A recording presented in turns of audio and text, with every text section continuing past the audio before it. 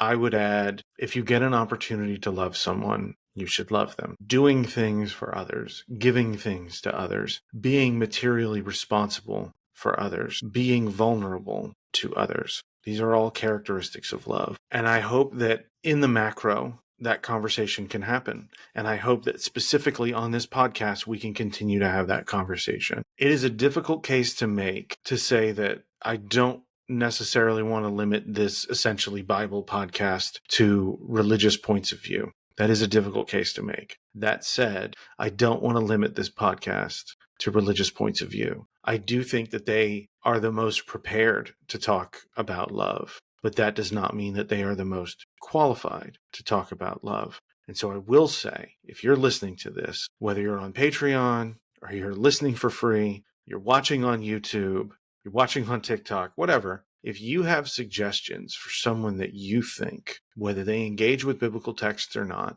if you have a suggestion for someone, if you have a suggestion for me of a guest in someone who can articulate love in a way that is applicable to contemporary civic, political, commercial, economic life, I would love to talk to that person.